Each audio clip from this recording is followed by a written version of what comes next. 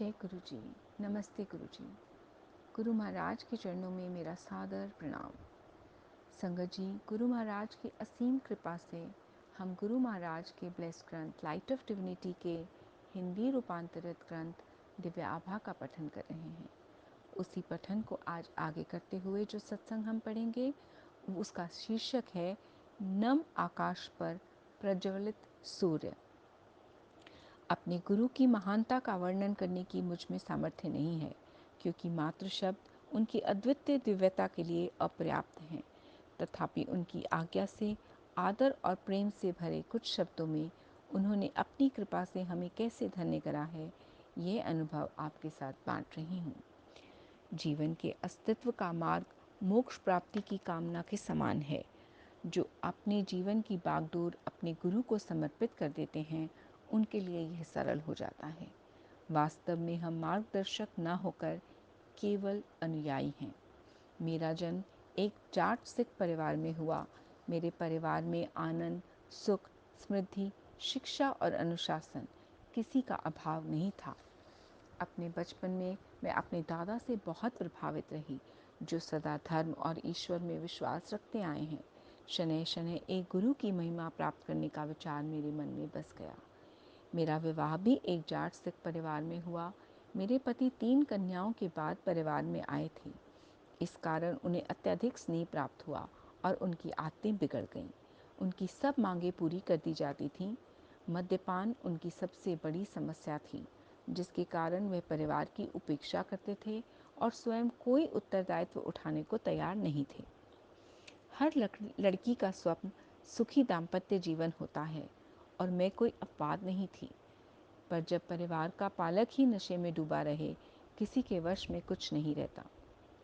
रोज की छोटी मोटी समस्याएं भी अजेय लगती हैं। कंधों पर परिवार का बोझ और मेरी दुखी अवस्था ने शीघ्र ही मेरा जीवन नर्क बना दिया था।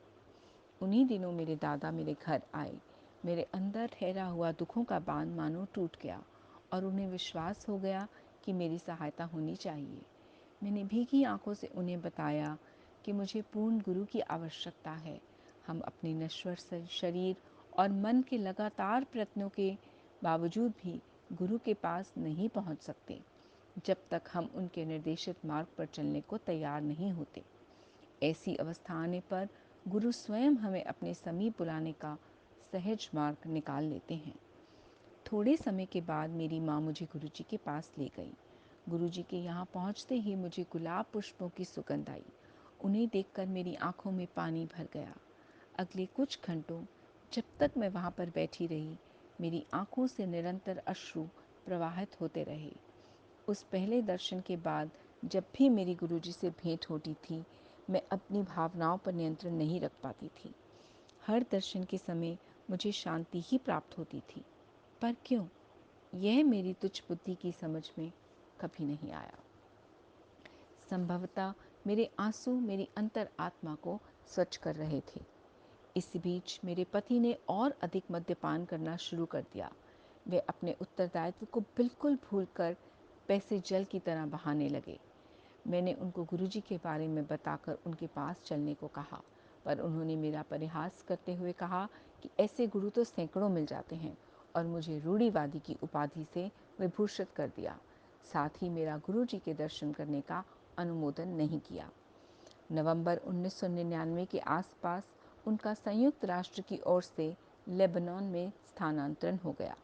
वहाँ पर उनकी नशे की आदत और बढ़ गई और गंभीर हो गई, और उसी समय उनको यकृत सूत्र रोग से पीड़ित घोषित किया गया। मेरे ऊपर तो दुखों का पहाड़ टूट पड़ा। चिकित्सक के अनुसार उनके यकृत ने काम करना बंद कर दिया था और बता दिया कि अगले 2 वर्षों में उन्हें नए यकृत की आवश्यकता पड़ेगी। इतने कम समय में किसी दाता को ढूंढना असंभव था। ऐसा दानी मिलने पर भी उसका व्यय अत्यधिक होता और शल्य चिकित्सा के परिणाम सफल होने की संभावना भी बहुत कम थी। चिकित्सक ने उन्हें कह दिया कि मद्य की एक बूंद भी उनके लिए घातक सिद्ध हो सकती है। इसी बीच मेरे अभिभावक गुरुजी के पास जाकर उनके स्वास्थ्य लाभ की कामना करते रहे। चिकित्सालय से अवकाश प्राप्त कर हम दिल्ली वापस आ गए। मेरे आग्रह करने पर वे गुरुजी के पास आए। पर एक कोने में बैठकर यही शिकायत करते रहे कि कितनी थकान है और मैंने ही आने की जिद करी थी। उस दिन जब मैं गुरुजी के पास पहुंची तो मैं आवेश में कुछ बोल नहीं पाई। मेरी माँ और मेरे गुरुजी ने उनको बचाने की विनती करी। गुरुजी ने उत्तर दिया कि वह तो नास्तिक है, वे उसकी सहायता कैसे कर सकते हैं। उसके बाद मैं गुरुजी के पास अकेली जाती रही क्योंकि मेरे पति साथ आने को तत्पर नहीं थे। एक रात गुरुजी के यहाँ से वापस आने पर मैं गहरी नींद में सो रही थी। तब अचानक जोर से मेरे कमरे में वायु का झोंका आया। भय के कारण मैं बिस्तर में उठकर बैठ गई और आंखें बंद कर प्रार्थना करने लगी। मुझे अंधेरे को चीरते हुए श्वेत प्रकाश का आभास हुआ जो मेरे मस्तक तक आ रहा था। उस श्वेत प्रकाश के मध्य में गुरुजी की आकृति थी। उन्होंने कहा कि वो अब मेरे पति को ठीक करेंगे। अगले 15-20 मिनट तक शल्य कक्षों के समान गंध आती रही। उसके बाद जब सब साफ हो गया तो गुरुजी ने कहा उन्होंने मेरे पति को स्वस्थ कर दिया है। उसके बाद मैं सो गई। कुछ दिन बीते हुए 6 वर्ष हो गए, परंतु मेरे पति ने अपने नशे की आदत बनाए रखी है। मेरे परिवार वाले और मैं विस्मित हैं कि गुरुजी के कथन के विपरीत उनका स्वास्थ्य बना हुआ है और गुरुजी कैसे उनकी दिन रात देखभाल कर रहे हैं। मेरे पति भी गुरुजी द्वारा दिए गए जीवन दान के लिए उनके आभारी हैं।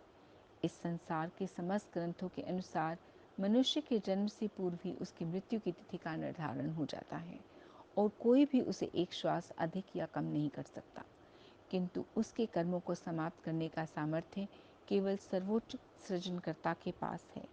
एकमात्र गुरुजी ही ब्रह्मांड के संचालक हैं। वे सर्वश्रेष्ठ शक्ति हैं जिन्होंने मेरे जीवन की गाथा को पुनः लिखा है। मैं और मेरे परिवार वालों ने अनेक बार गुरुजी से सहायता की पुकार लगाई है और अनुभव किया है कि अचानक ही सब कुछ ठीक हो गया है, जैसे किसी ने कोई जादुई छड़ी घुमा दी हो। एक बार मुझे गुरुजी के पास अपनी आधा दर्जन से अधिक सहेलियों को ले जाने का संयोग प्राप्त हुआ। उनसे मैं गुरुजी के गुणों का वर्णन करती आई थी।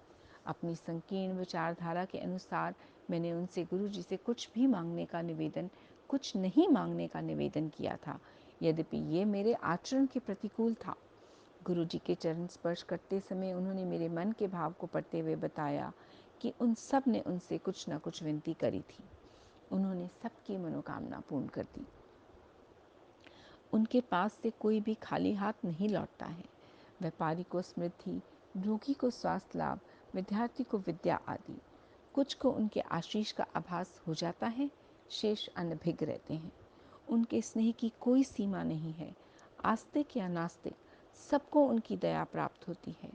उनकी कोई मांग नहीं है, वे कोई आश्वासन नहीं लेते, पर उनकी दिव्य अभिभूति धीरे धीरे आपको परिवर्तित कर देती है। प्रतिदिन याचक अपने दुख लेकर उनके दर्शन के लिए आते हैं और उनकी कृपा उन पर मेघों से ढके हुए नम आकाश को चीरकर चमकते हुए सूर्य की भांति बरसती है।